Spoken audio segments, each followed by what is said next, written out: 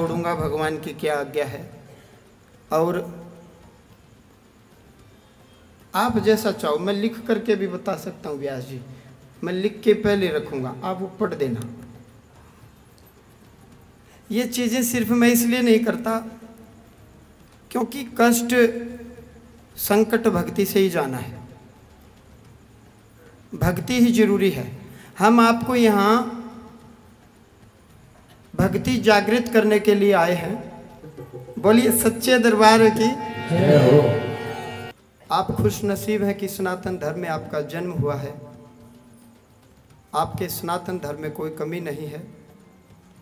हर चतुर्दशी और पूर्णिमा को हम 15 मिनट के लिए धाम के फेसबुक पेज श्री बालाजी धाम हासी जो फेसबुक पेज है उस पर लाइव हर 15 मिनट चतुर्दशी और पूर्णिमा मात्र 15-15 मिनट हम आपको बताएंगे कि सनातन धर्म क्या है, सनातन धर्म की महिमा क्या है, आपके वेद में क्या लिखा है, आपके उपनिषद में क्या लिखा है, आपके शास्त्र आपको क्या कहते हैं।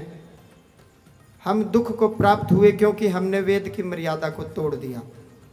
किस प्रकार जिस देश में रहते हैं उसके कानून को तोड़ोगे तो, इलीगल रूप से कर्म करोगे तो जेल तो होनी ही है, FIR भी होगी और जेल भी होगी।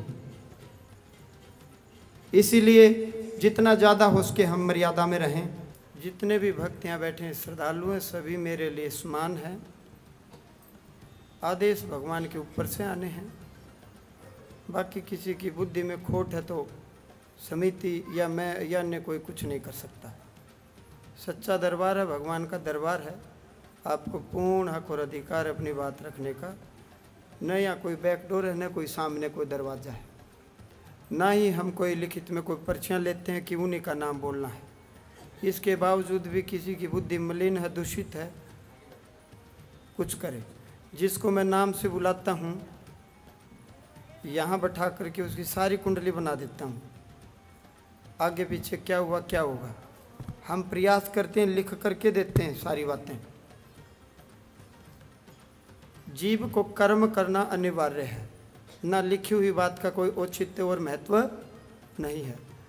कर्म प्रधान विश्व रचि राखा, जो जस करहि सो तस फल चाखा। करता चाहे या न चाहे कर्म का फल भोगना ही पड़ता है, चखना ही पड़ता है, लेना ही पड़ता है। अच्छे कर्म का फल अच्छा और बुरे कर्म का फल बुरा। कई लोग ऐसा सोचते हैं, बोलते हैं कि महाराज जी को पहले पर्चियाँ लिख करके दी जाती हैं, ही और शी में कम, वो आ सकता है या आ सकती है, देखने के लिए यहाँ कोई पर्चियाँ हैं क्या। कुछ बातें गुप्त होती हैं इसलिए ऊपर बुलाते हैं, कुछ बातें माइक पर मर्यादित नहीं है। अरदास आपकी, भक्ति आपकी, भजन आपका, कर्म आपका, तो फल भी आपका। मैंने तो दिशा देनी है जहाँ जरूरत है। श्री हनुमान जी महाराज की कृपा से, भगवान नारायण की कृपा से, ऋषियों ने अकाल मूर्त कहा, किसी ने शब्द स्वरूप कहा, किसी ने ज्योति निरंजन कहा। मैंने बताइए विशेषताएं हैं, विशेषण। यह सर्वनाम प्रयुक्त हुआ, ये नाम नहीं है, ये नाम नहीं है, ये विशेषताएं हैं भगवान की, ये नाम नहीं है। भगवान काल से परे इसलिए अकाल, आकाशवाणी हुई इसलिए शब्द स्वरूप, प्रकाश पुंज के रूप में, ऊर्जा के रूप में, प्रकाश के रूप में, अंधेरे से प्रकाश की ओर प्रकाशमान है इसलिए ज्योत स्वरूप।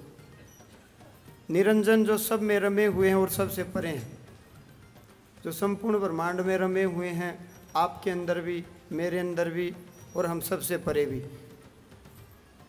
जो तीनों लोकों में रंजन करते हैं और तीनों लोकों से परे हैं इसलिए निरंजन। तो कई महात्माओं ने ज्योत निरंजन कहा, शब्द स्वरूप कहा। तो नामी अनामी जितने संत महात्मा हैं सभी को मैं कोटि कोटि वंदन करता हूँ। आपके ऊपर दया और करुणा भाव से भगवान की ओर से आपको आशीर्वाद देता हूँ। मालिक हम सबका भला करें। जितनी देर दरबार में बैठो शुद्ध भाव से बैठो, भक्ति आपकी, भाव आपके। घर से 7-8 महीने से वो बच्चा चला गया, एक बार बुलाओ उसको, कौन है? 7-8 महीने से गायब है, कौन है? बुलाओ। किसी के घर का बच्चा 7-8 महीने से गायब है, अगर आए हो तो आ जाए।